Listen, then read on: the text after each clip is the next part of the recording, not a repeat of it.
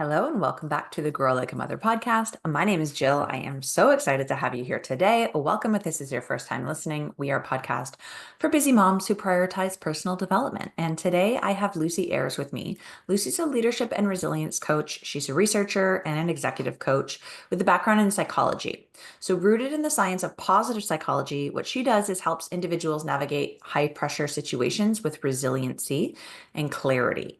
Alongside her work with executives, she also developed a coaching program specifically for single mothers to help empower them to recover from adversity, redefine their identity, and make intentional choices about their future.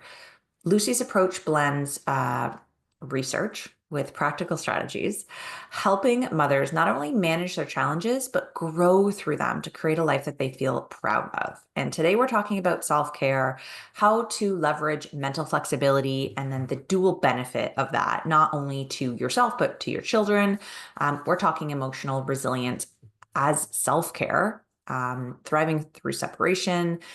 There's so much that we're going to dive into today. I'm really excited. And I also wanted to refer you back to an episode I did with my friend Victoria last summer. It was a Woo Woo Wednesday episode, which I think was one of my very favorites. And I'm really excited to share it with you guys again today. I'm going to link it in the show notes.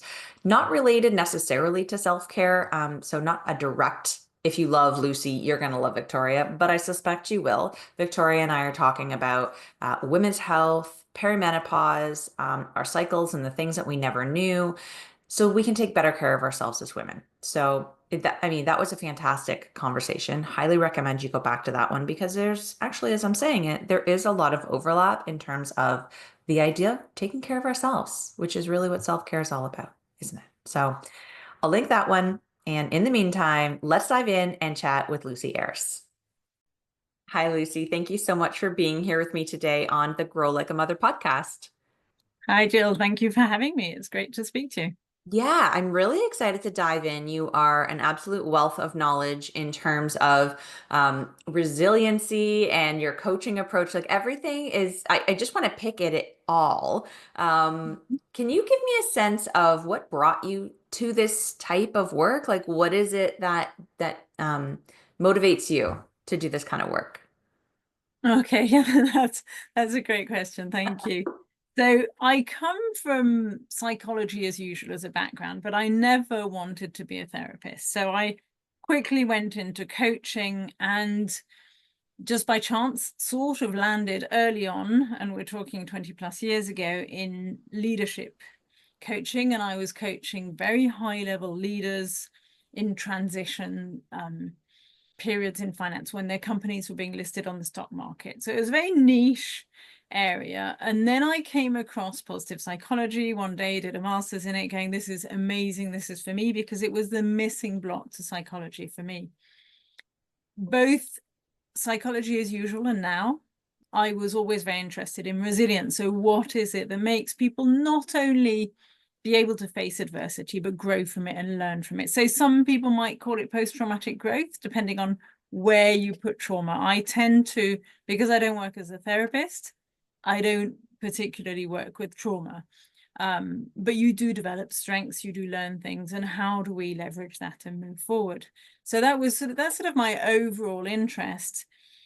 And in the midst of coaching very high level leaders, obviously I coached female leaders as well as male leaders, and came across many very successful or on their way to success professionally women who were facing separation, quite simply. And this was both painful for them. There was a lot going on there that they had to cover, and it was distracting them from what was their goal before in life, or where they wanted to go. And I was and am a single mother myself. And so there was a lot I had put into place in my journey becoming a single mum that I could, question around and help people use to help people grow. And that's how I came to be coaching a lot of women who'd recently separated, so that they weren't sort of derailed from some paths, but able to recreate with the new situations.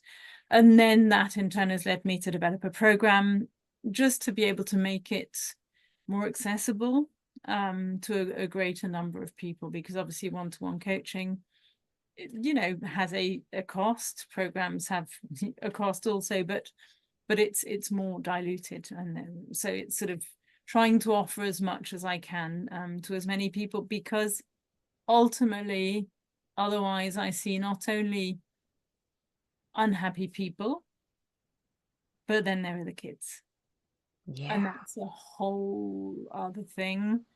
And doing this work, I can, the impact is greater than when you're just talking to one person, because having been able to support mums through sort of fairly soon after separation, I've seen children be able to just carry on being children, carry on developing and learning resilience from their mother, which ultimately is the one biggest gift for me you can give your children, is teach them how to be resilient, because they will face adversity.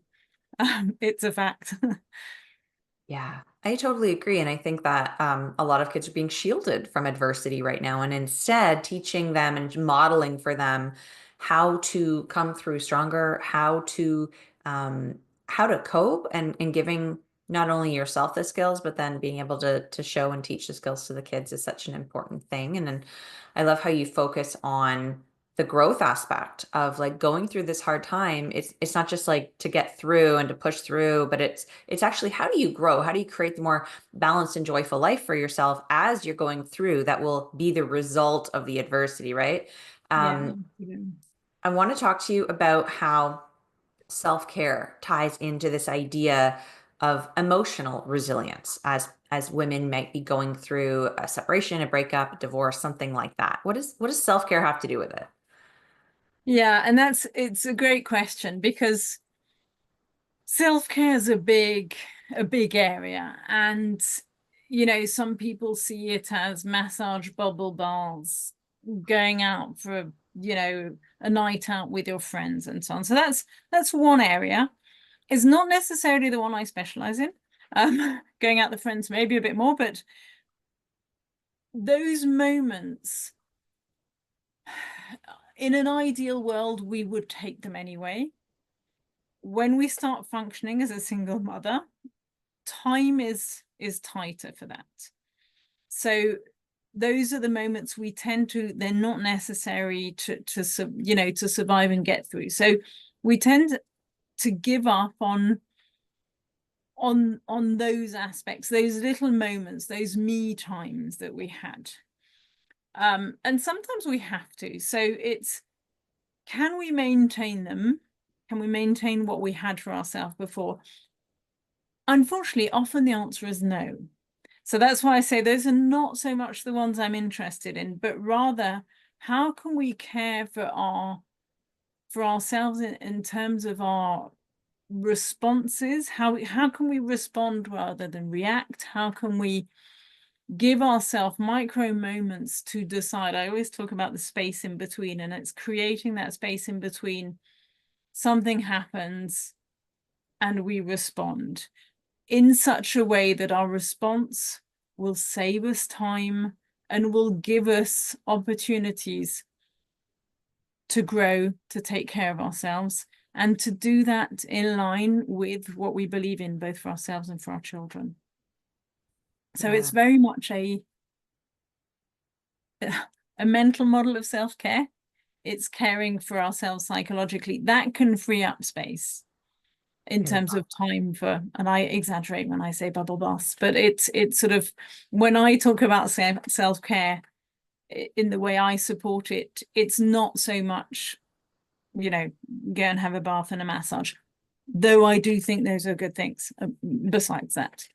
Yeah. No, that's fantastic. I like this approach. I really resonate with this idea of taking space between the thing that happens and how you respond. A lot of my work too, as a time management expert, is creating the space in the calendar to do the things that help us feel nourished and supported and regulated. And this is a really great tool.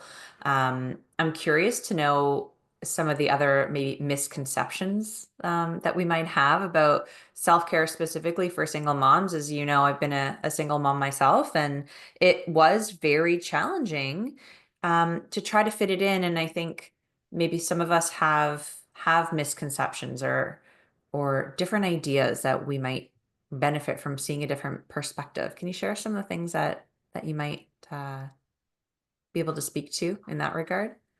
Yes, absolutely.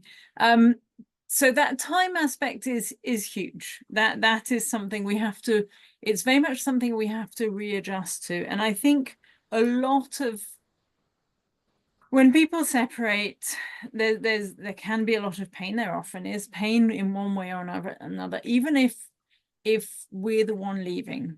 There's still the knowledge that we've, disrupted things, that things are going to be different.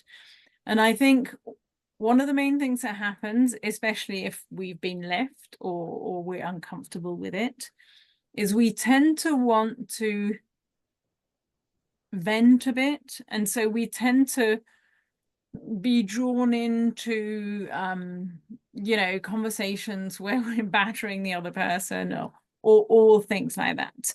And where that can be useful for in short bouts, research shows us that it isn't longer term. It really does not help. Just because mostly humans are not bad, contrary to a lot of people might say, and we don't like ourselves when we're just beating other people up, be it in our mind. It doesn't give us a good image of ourselves. So it's managing. One of the things is managing to go, who do I want to be? Who would I respect, and how can I become that person and still be myself? And then I suppose another thing is that we always think back to our past experience. And so that's our reference point. And the image that's given sometimes is when if you have a nice pot and it breaks, do you try and mend it so that it looks like the old pot, or do you make a mosaic out of it?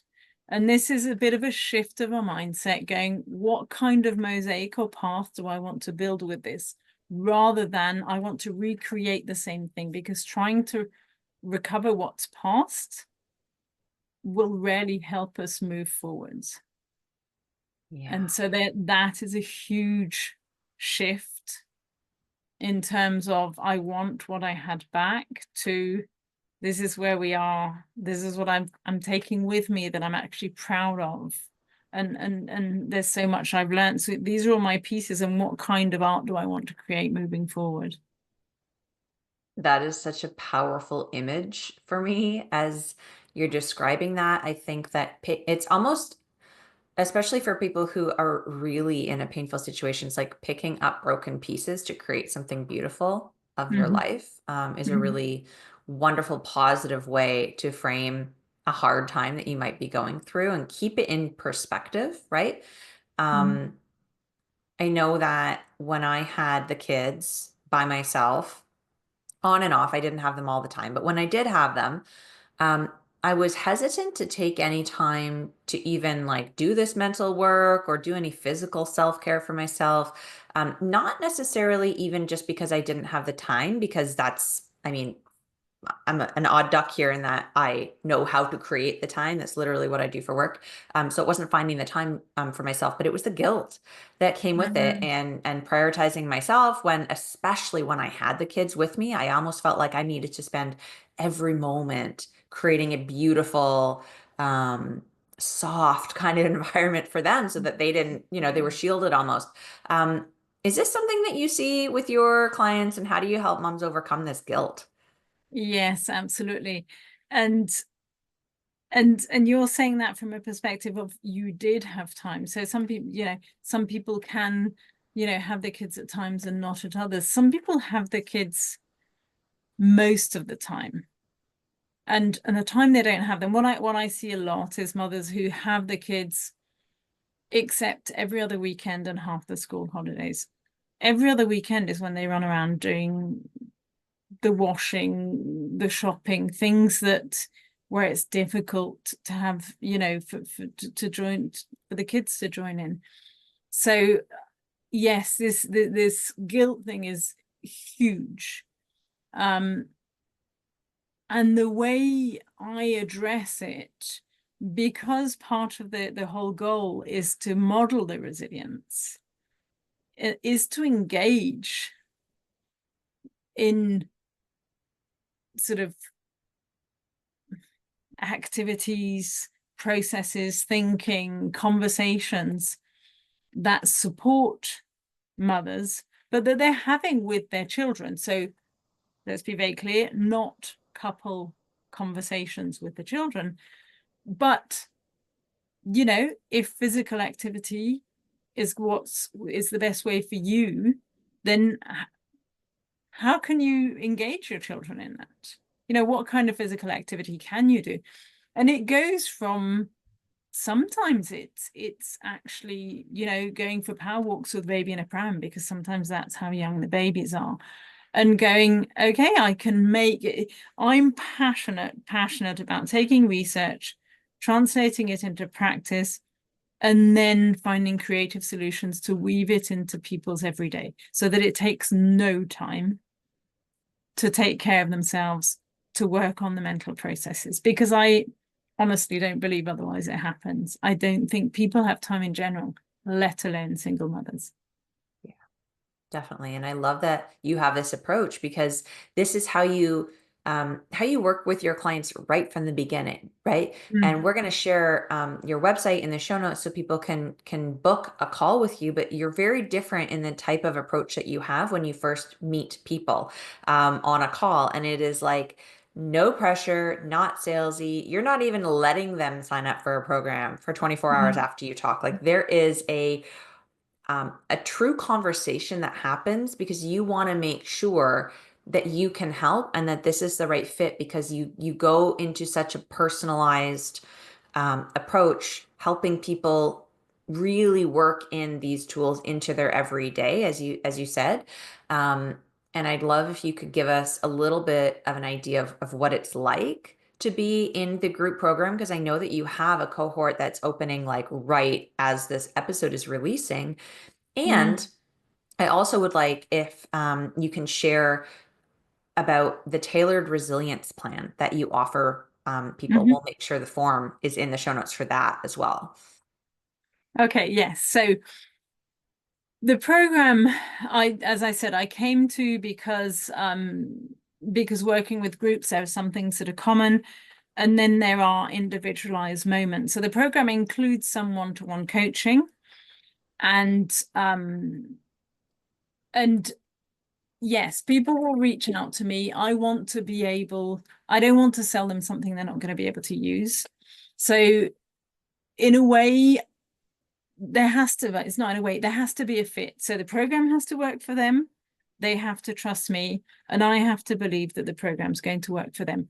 I love what I do. I love just seeing people leave happier. I have this image of coaching, which is, and I don't know why I see it as Winnie the Pooh and Christopher Robin, which probably it shouldn't be, but it's two people walking sort of side by side, where maybe initially the coach is a step or two ahead, and the person getting the support is coming closer, but progressively they're moving ahead to the point they can't hear anymore, and that's great. So it's that very much that image of support, and they move forward and away until the coach is not needed. And that's where I love to be, is for that conversation just to not necessarily end on a formal note. It's just, I'm so glad they don't need me at that point. And so I really don't want to pressure people into a program where they're going to have to do this, feel pressure to do this, or just give up and have wasted time and money. So there's a conversation, and then I will pause registration for a while. And again, they're not on their own. There are other people around them sometimes who have, you know, who might have a say. So they don't live in vacuum. So there's that aspect. And so what I So I'll have a call with them, but some people don't want to, don't have time for a call. And so the other way to sort of reach out and see if some of the ways I work can function is they'll be given a link and they just complete a quick form to give me some idea of where they are. And I'll create a sort of, I say 10-day, but it's sort of 2 week with 5 working days in each week resilience plan for them to follow and see if any of the practices help. Then once people are in the program, we start by one-to-one coaching for each person, and then we go into group processes, practices, and very much daily. There's something they can do, but they're very short videos, and it's for them to weave into what they're doing. So it's very much, we talk about resilience muscles. So if you compare them to physical muscles, you've got to have an emergency thing. This table's too heavy for me to carry. So how do I keep my back straight and bend my knees? Equivalent. Then you've got the going to the gym. What practices can I do to make myself fitter? So those are the two ends. The program focuses mostly on the middle, which is what can I do in my everyday life that's going to make me stronger? So walk up staircases instead of getting an elevator, that kind of thing. And that's really where I'm going with these resilience muscles. It's what is there in our everyday life. So how do you live? How do you live? Where we can weave in some of the practices research tells us work without requiring additional time from people, so that they can just bring it in. And that way they're also modeling it to their children. And ultimately that is so important. It's one of the biggest gifts I believe we can give our children.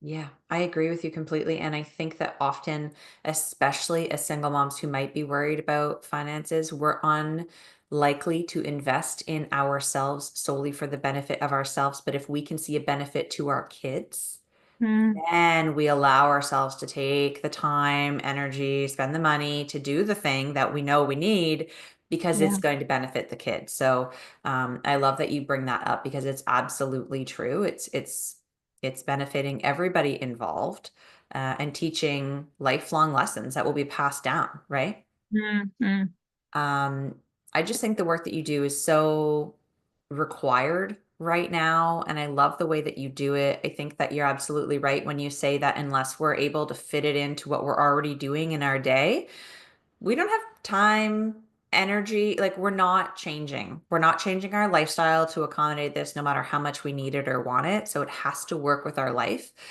And that's really, I'm sure, the reason why your clients see success and results. Mm-hmm. Yeah. Definitely. Before we wrap the conversation today, is there anything that we haven't touched on or that feels important for you to share with the listeners that they can take with them into their day today?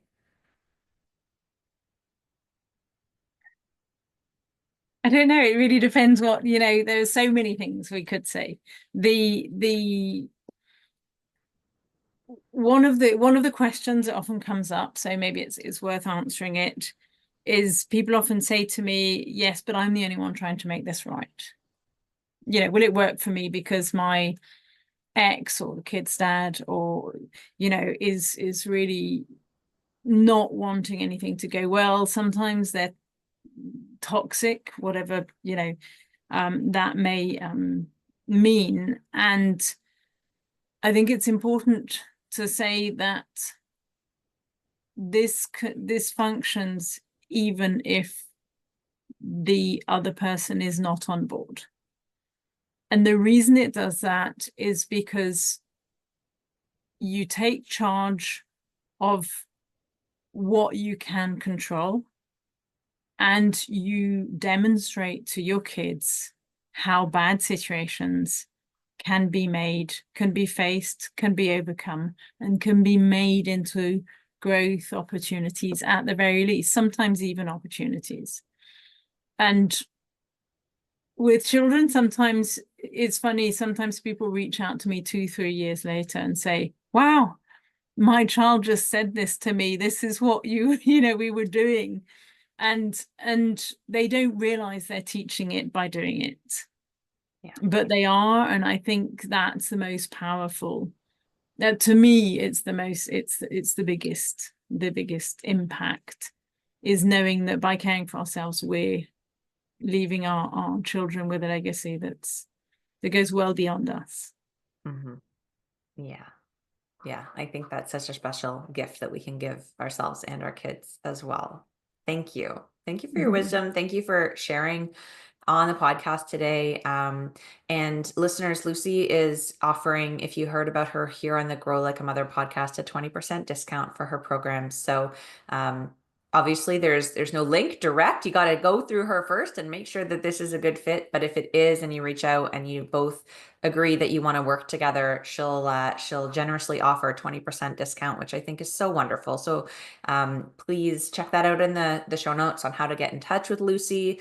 And yeah, just thank you for being here. It's been so lovely.